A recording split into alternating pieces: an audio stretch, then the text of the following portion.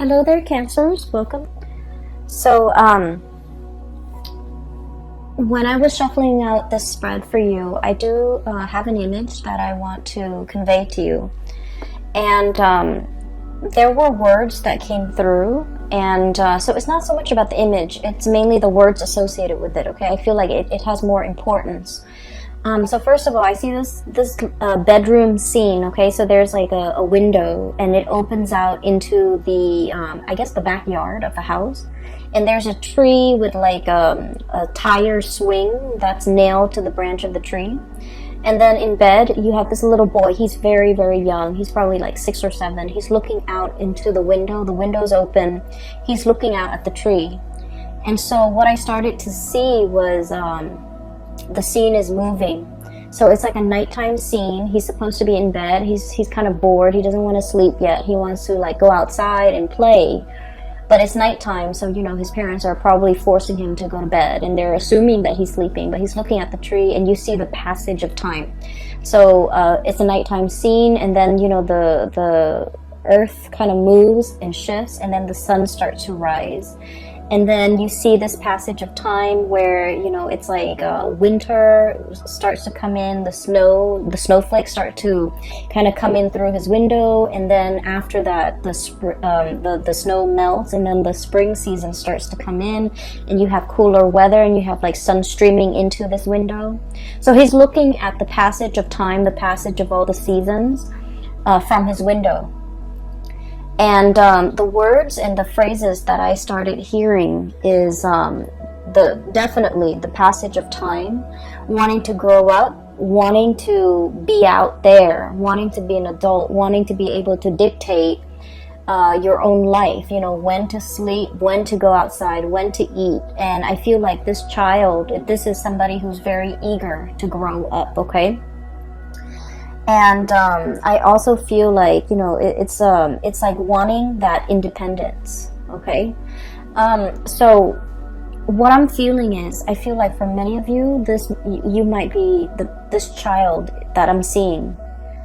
And let me talk a little bit about the past, okay? Because I feel like, first of all, the Mercury retrograde cycle is going to be throughout the month of November.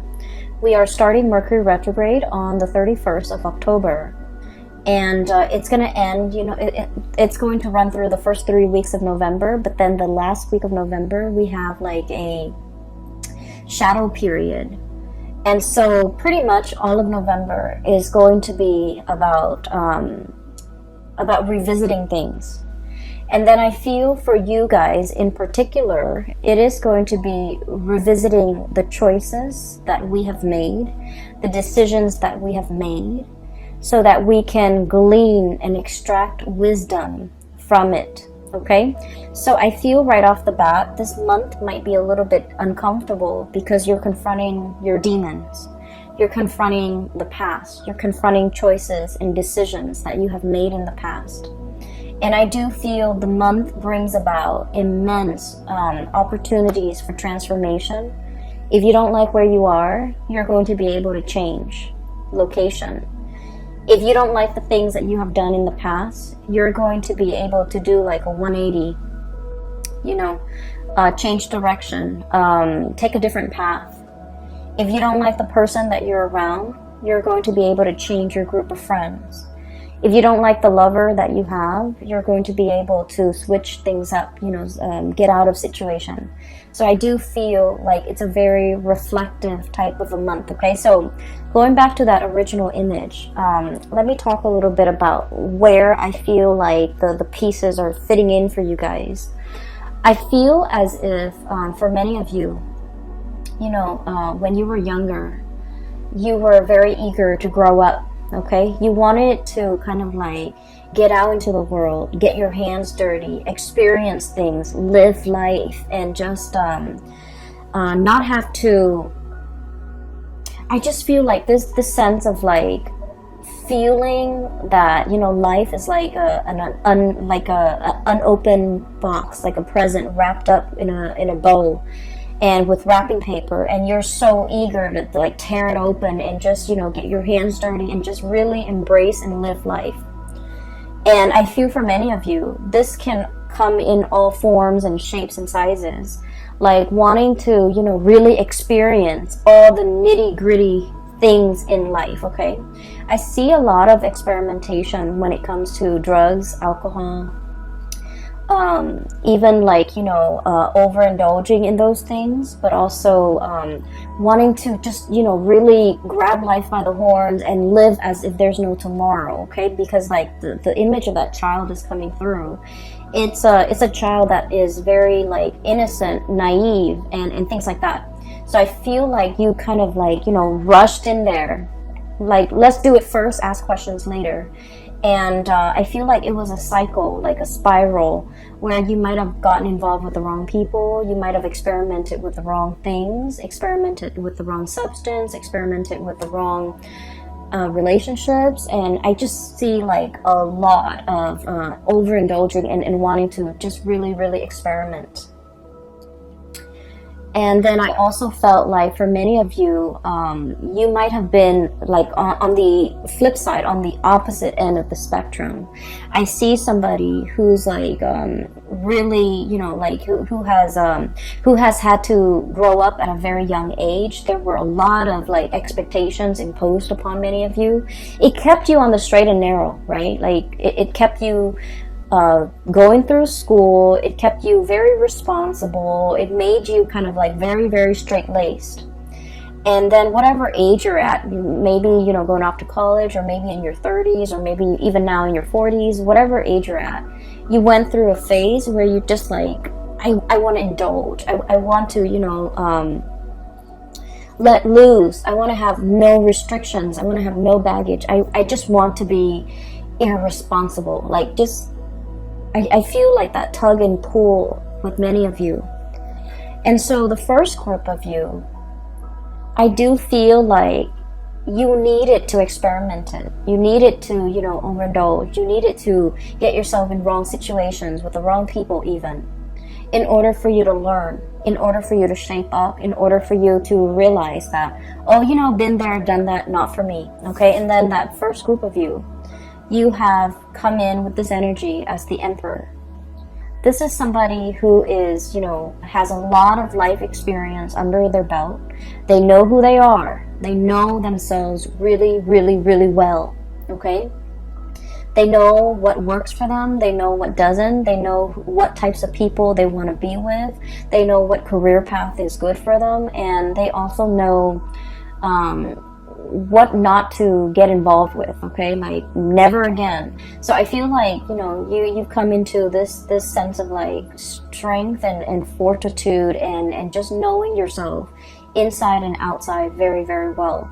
And then I also see on the latter group of you, group number 2, that were like late bloomers, getting out into the world and being able to overindulge in all of that at a very at a later age. And I feel like you're at a point where you want to shirk responsibility. You're just like, I've lived my life as a straight-laced person for so long, and I just want to break free from it. So I felt like life has been a series of constraints, a series of just like limitations. People telling you, you know, these are the limits. You can't really get past the limit. Or people telling you these are things you're expected to do. So I do feel a situation where there might have been a lot of restrictions. There might have been a lot of like rules are rules. Rules are put in place, and you just have to, like, you know, obey the rules. And so what's coming through here? 10 of Swords. Things are like really bunched up. Things are just restrictive and confining, and we don't really know which way to go. 8 of Swords, being stuck in a mental prison where our thoughts, our fears, our you know, just like being pinned down to social expectations, cultural expectations for some of you, responsibilities, and just, you know, you're wanting to do the right thing, but you feel like it's just so hard, right? So I feel, regardless of, you know, whether you're group A or group B, You needed to experiment what it means to be irresponsible. You needed to experiment what it means to be, you know, a straight-laced person. Because what you're looking for is that middle ground, okay? What you're looking for is moderation. What you're looking for is kind of like straddling that middle ground and balancing this this side of you that's very responsible, and letting yourself indulge once in a while, but not letting the need to overindulge kind of like overtake your life to the point where you can't function.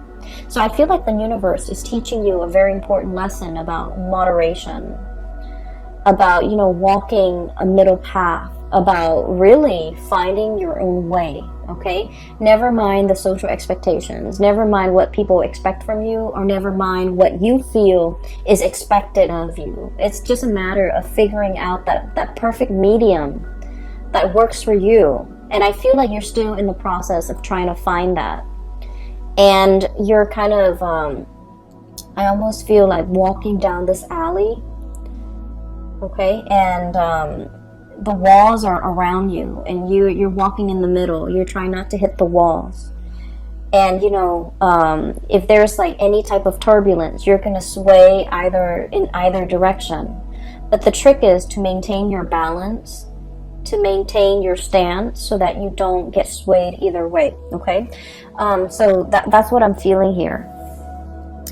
I feel almost like many of you are in a situation right now where I mentioned last month, and I do feel this energy coming back in, because I rarely, like when I do these videos, once I publish them and they're up on the internet, I don't remember the energy, but I'm remembering a lot of the energies for a lot of the signs, not just you. So I feel like it might be significant. I mentioned somebody that wants to be found, somebody that's like attention seeking. And I feel like you're dealing with someone who is attention seeking, okay? They know how to jab at you. They know how to push your buttons. They do this with everybody. They do this with, you know, people in their lives. And I feel like I'm feeling for many of you, you're dealing with somebody in your environment like this, and you're trying to keep a straight face. You're trying to do the right thing. You're trying to maintain your decorum, because you guys are deeply sensitive. I feel like out of all the signs, you know, everyone has their sensitivities. But I feel like with Cancerian people, you guys are very empathetic. You guys really care about people. You guys are genuinely very, very nice, caring, you know, just decent human being. And so you don't want to say things to hurt other people, not even if they deserve it. You know, you're that respectful, you're that loving and caring. You don't even want to hurt people, even if they deserve it. So I feel like somebody is like really pushing your buttons. And for some of you, it might be a relationship partner. And for others, it might be a parent. For others, it might be, you know, somebody in your work environment. But this is somebody significant, okay? Because like if they're not significant, it wouldn't really matter if they push your buttons. They're just, you know, some random stranger or just an acquaintance. But I feel like it's somebody significant in your life. And I feel like you try to make things work, okay? You were trying to do the right thing. The Emperor, he makes rational decisions, okay? He is not swayed by his heart. He thinks with his head. And he thinks usually for the betterment of all or everybody that's involved. So he knows how to make sacrifices. He understands that with every decision, there is collateral damage, okay? So I feel like this is your energy where you're in a position that you feel, I have to make some sacrifices for the greater good. And I feel like you might have known that something wasn't going to work out. There's a situation, you're like, oh, it's never going to work out. But I owe it to the other person. I owe it to myself. I owe it to everybody involved to do the right thing, to give it a second chance, to give it a try, to really work things out. And I feel that you maintain your decorum, your calmness, your temper in this situation. And then I feel like the other person was not able to elicit an emotional response out of you. So in the past, they might have pushed your buttons, and then, you know, there might have been like sparring back and forth and things like that. This time, you have grown, you have matured, you have realized that these are cycles, these are recurring themes, and I'm not going to feed into this energy. And so you remain very, very calm. And because you remain very calm, the other person was not able to get a rise out of you, to get an emotional reaction out of you.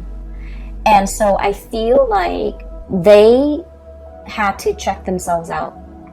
Okay? You didn't even need to lift a finger. You didn't need to be the bad guy in this situation. They just could no longer get that emotional response out of you, and so they chose to kind of exit the picture, exit stage left. Okay. Ten of Swords. It's an ending to a situation. It's a situation that was very heavy. It was there were a lot of ideological differences between you and the other person. You say one thing, they mean they misinterpret and think you mean another. What you feel is important is like things that should be prioritized. They don't feel as important. So it's like it's a situation where you're never going to see eye to eye because your values are very different. And so the longer you stayed in it, and I feel like many of you had a sense of responsibility.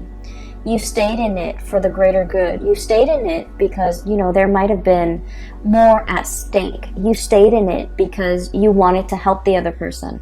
You wanted to help the situation. And an example, you might have kids with this person, and in the spirit of, you know, maintaining the family stability for the family, for the kids, you might have stayed in this situation because for the kids, even though, you know, your heart's not in it. And then for others, another example is you wanted to help the other person, but you were already emotionally checked out. They felt that you're emotionally checked out. So even if you're there physically with them, emotionally you're checked out, and they have a lot of resentment towards you because you're checked out, because they can no longer push your buttons, because they can never evoke any type of emotional response from you. So I feel like somebody was very resentful towards you, and I don't feel that you did anything wrong. I just feel like you have dried up. You have turned stern and cold towards this person.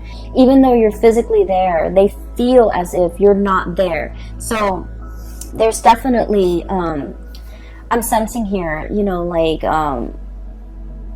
it's done and over with. And I feel like you're strategizing as to how to extricate, how to leave, how to, you know, get out of it.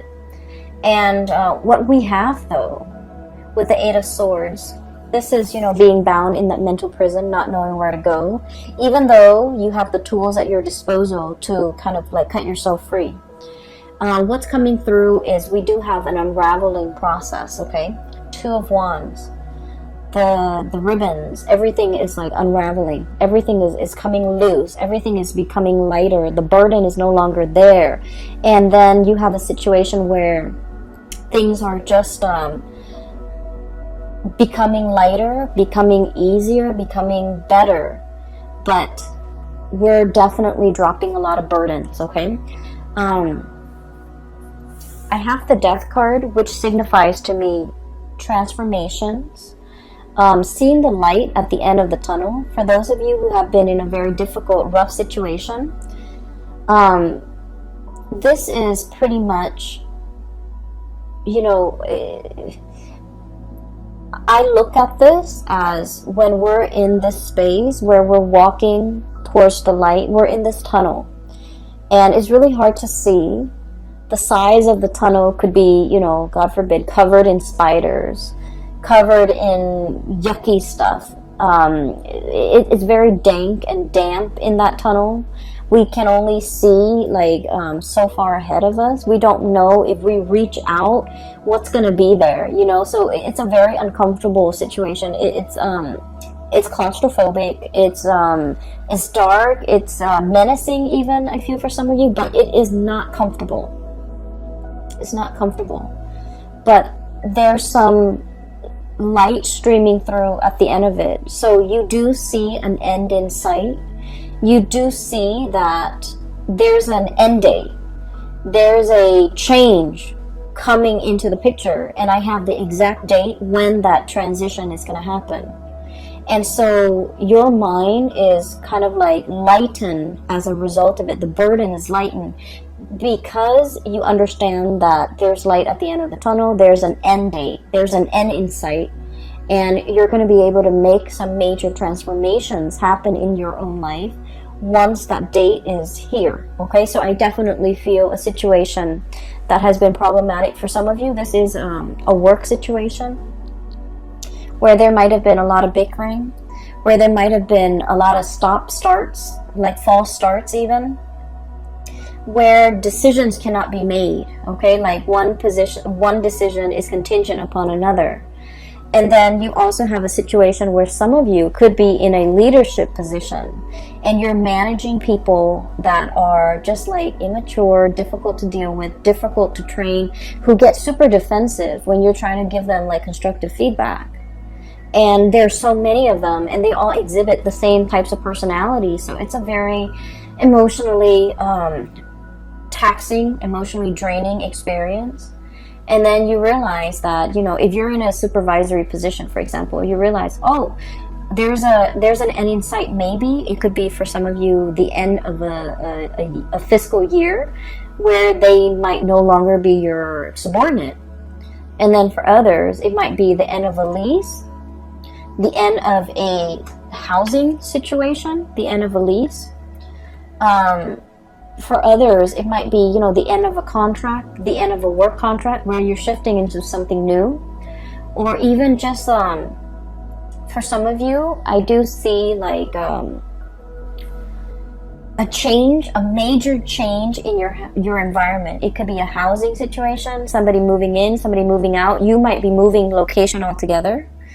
And then for others, it's just something so liberating and so freeing that you're looking forward to this end date. Okay, so I feel like you have something extraordinary that you're looking forward to, and it's going to change your life as you know it. It's going to bring about a major uptick in your standing, in your energy, and just energetically, I do feel like the burden has been lifted, the weight has been off your chest, and just you're no longer dealing with immature and just, you know, attention seeking people who know how to push buttons. Okay, so that's looking very, very good.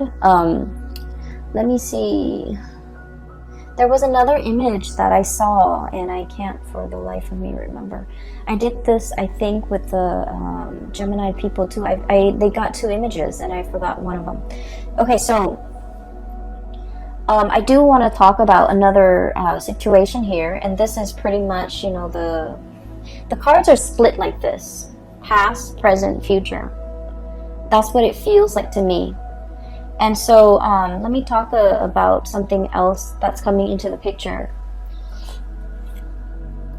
First of all, this is the moon, and this is stereotypically the card for Pisces, okay?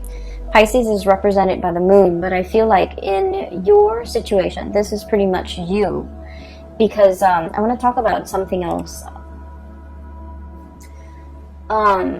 Cancer, the sign of Cancer is traditionally, it rules the fourth house, okay?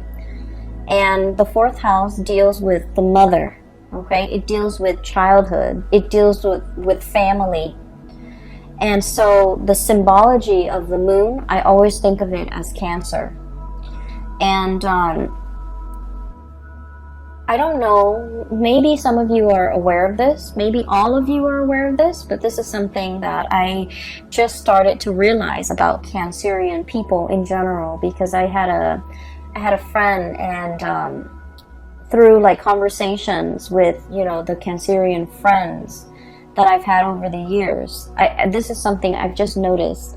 So like, you know, the moon, right? It changes its size, its shape throughout the month. Okay, so it's like the cycle, the lunar cycle. It from one day to the next, It could be like a waning moon, a waxing moon, and it just changes its shape. It could be a full moon, it could be a crescent moon, and things like that. And so one of the things in which you are very aware of, I feel, for this month is waning or changing emotions, okay? And what I feel is ultimately kind of scattered in this spread is, you know what you like, but then what you like from one day to the next, from 1 month to the next, from 1 year to the next, changes. And so you're not really sure what you like. You're not really sure if you're after the same things from 1 month to the next. You are also afraid to go for something because you're not really sure if next month, if that's the thing that you still want. And then you're afraid to go after something big because you're not sure if all the energy and the effort that you expend into this thing, is it going to be worthwhile when next year rolls around? Am I still going to want it as much as next year as I do now, to make all this effort worth it?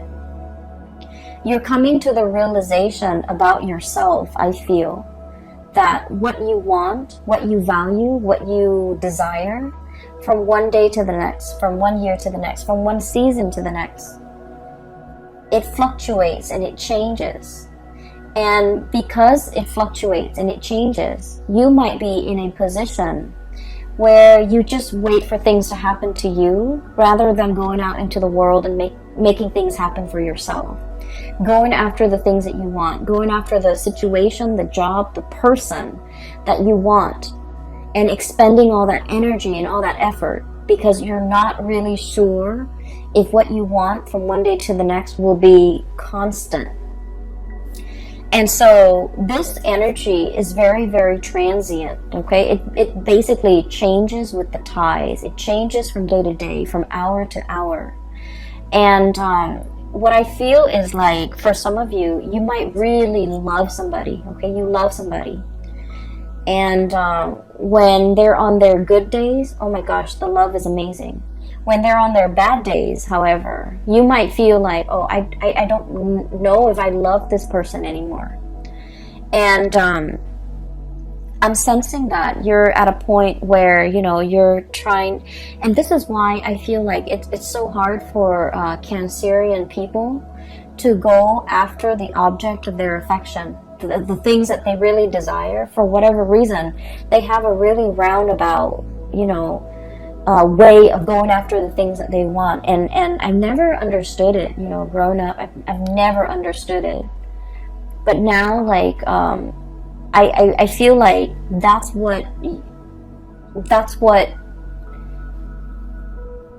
your MO, that's your method of operation, because you're not really sure, okay? So this month has a lot to do with, this process of deep reflection. We have five major arcana cards coming in a spread with like a 10 card spread. So the half of the cards are major arcana cards, which is really forcing you to be very, very clear about yourself, knowing yourself really well, like this Emperor, okay? Knowing what you like, what you want to bring forth into the world, reflecting on your past experience, like all the things that you had to do to get yourself to this very moment in time, and figuring out who you are and what you're all about. This is about self-knowledge. The other card that we have here as well is we have the Hermit. And the Hermit is wisdom. It's somebody who's very, very wise. It's somebody who's like up high in a tree, like the sloth, or or somebody who has a bird's eye view. Okay, so somebody who is enlightened, somebody who spent a lot of time on their own, and they figured out what they need to be happy. And this process isn't just something that happens overnight. there have to be a lot of upheavals and challenges and you know, the breaking down of old paradigms in order for you to figure out, in order for something better to emerge, but in order for you to figure out what you're all about. So like, it's almost like the tree, you know, growing up in the winds, okay? It has to be, the wind strengthen the trunks and the branches of a tree, okay? So in the process of dealing with people who are very opposite from you, who ask you questions, who force you to defend your beliefs, that's when you're very, very sure about what it is that you really believe in. So I feel like, you know, all of this happened because we have the Tower, the things that we think about ourselves that are not built on reality, okay? I think I really like to, you know, stay at home and just, you know, knit. And then you realize life is passing you by, okay? And then you realize